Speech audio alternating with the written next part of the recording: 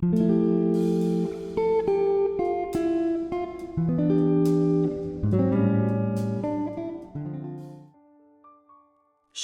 saudara-saudara. Renungan firman Tuhan pada hari ini dengan judul Kepada Siapa Kita Diutus Tuhan? Mari kita membaca Matius 17 ayat 16 dan 17.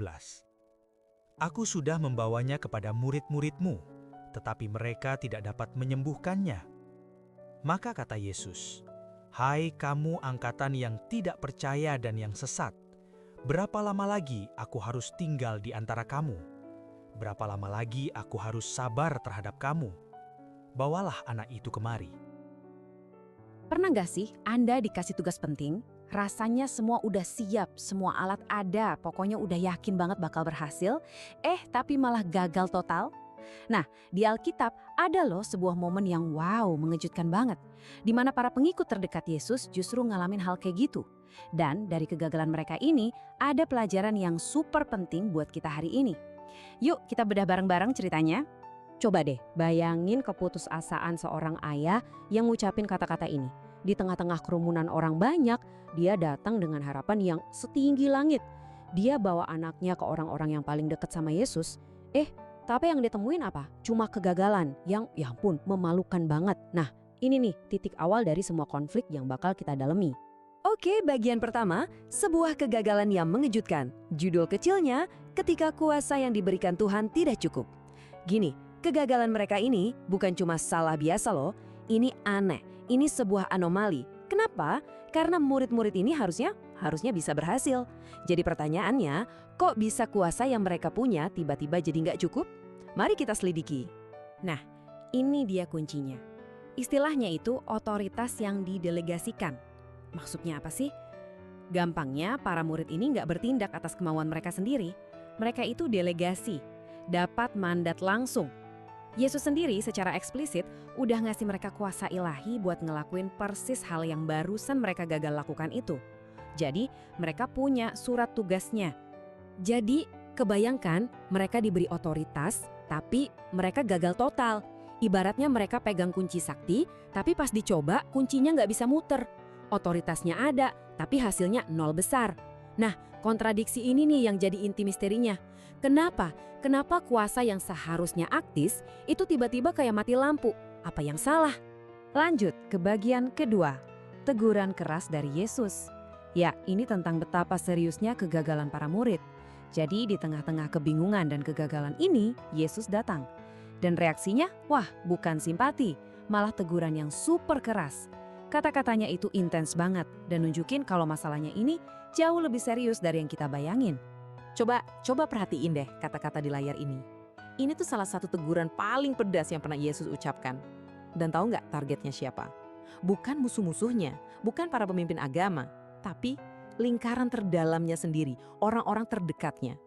Dia sebut mereka tidak percaya dan sesat. Sesat di sini itu artinya kayak udah berbalik arah, melenceng dari jalur. Coba bayangin betapa nusuknya kata-kata itu. Jadi jelas ya, ini bukan sekedar kesalahan biasa. Ini adalah kehancuran rohani yang mendalam. Teguran sekeras itu bukan cuma gara-gara satu penyembuhan yang gagal, bukan. Ini soal fondasi yang retak, kayak pilar yang kita lihat di sini. Ada sesuatu yang rusak secara fundamental di dalam kondisi rohani mereka. Dan itulah yang bikin Yesus frustrasi banget. Oke, kita sampai ke bagian diagnosisnya nih. Akar masalah, salah fokus. Kenapa mereka gagal? Jadi, apa sih sebenarnya akar masalahnya? Nah, sekarang kita bakal bedah tuntas kegagalan ini dan cari tahu penyebab utamanya. Kenapa murid-murid yang harusnya sakti ini malah jadi lumpuh? Nah, gambar ini nunjukin inti masalahnya dengan jelas banget. Otoritas versus perhatian. Coba lihat, di satu sisi ada otoritas mereka. Mengusir setan, menyembuhkan orang sakit, keren kan? Tapi di sisi lain, lihat deh fokus mereka. Posisi dan status, ambisi pribadi. Jadi kuasa yang dikasih itu buat melayani orang lain, tapi pikiran mereka malah sibuk sama diri sendiri. Nggak nyambung kan? Dan akibatnya apa dari salah fokus itu? Ya ini dia, konsekuensinya kayak efek domino, runtuh semua. Mereka jadi egois, terus kuasa rohani mereka jadi ngedrop, iman mereka jadi nggak cukup, dan ujung-ujungnya gagal total dalam misi Tuhan. Gara-gara satu hal, salah fokus. Oke, sekarang kita masuk ke bagian yang mungkin agak nusuk. cermin untuk hari ini. Pertanyaannya, apakah kisah kuno ini tentang kita? Yuk, kita bakal coba bawa cerita yang udah 2000 tahun ini ke depan cermin. Karena jangan-jangan cerita ini bukan cuma tentang mereka, tapi juga tentang kita, hari ini. Jadi pertanyaannya, apakah ini cuma masalahnya para murid dari 2000 tahun yang lalu? Coba deh kita jawab dengan jujur. Apa kita ini kebal dari kegagalan yang sama? Atau jangan-jangan jebakan yang sama persis, yaitu jebakan salah fokus, masih ada dan lagi nungguin kita juga hari ini? Intinya begini, pelajaran dari kisah ini ngasih tahu kita kalau kita pun bisa jadi sama nggak efektifnya kalau kita terlalu sibuk dengan kehidupan kita sendiri. Bahaya yang sama persis sedang mengintai kita. Kita bisa aja punya panggilan, punya potensi dari Tuhan, tapi ujung-ujungnya nggak ada gunanya sama sekali. Lalu, apa sih bentuk gangguan modern yang bisa bikin kita kayak gitu? Ya ini dia, ambisi pribadi kita. Kesibukan hidup kita yang kayaknya nggak ada habisnya. Dan yang paling ironis, bahkan aktivitas keagamaan kita sendiri.